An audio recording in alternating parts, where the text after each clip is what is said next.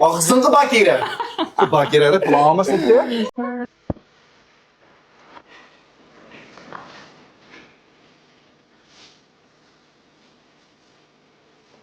Yaxshimi?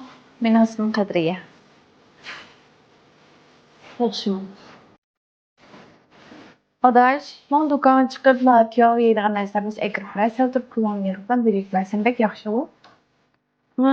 Voy, men deb telefon ishlab turmay ochiqmamsa, bir sinib bo'lganki ochiq qolganim bo'ldi ekan. Mana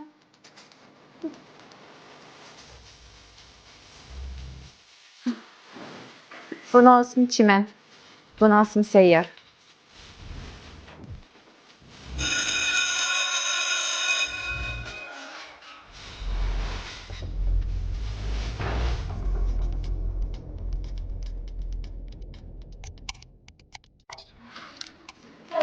Bod, oturun lan. Bunlar telefonda anladınız bak. Ben size ne çıktı dedim, benim dersim kitme aladı. Ne bu adı ne?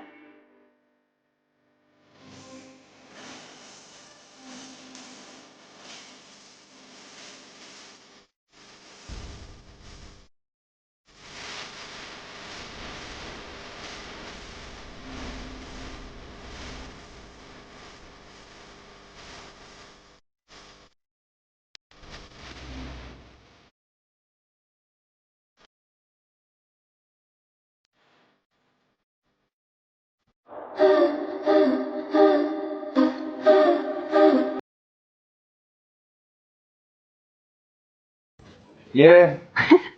Geç mektetin şu bakmak var mı ya? Anne. Ye. Çıkar. Tuttular bu tarafa. Ya. Oo. Ya. Buraya. Parayla aksine. Kaçama sağlayasın. O ne adı şöyle? Yiyor. Hadi. Ağzını Bakire. Bakire'de kulağıma sıktı. Para. Davatkan gitmeni. Beni de fırka içen yok. Oldu halalar. Hey nimdaq qilsizlar? Dars başına edip kaldık olduk sana babamda. Amini qayta her gün var.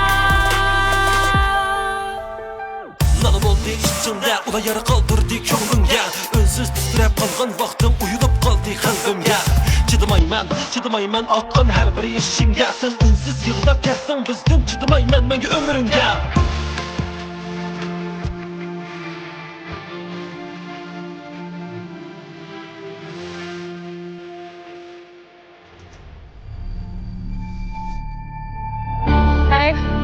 ay billah.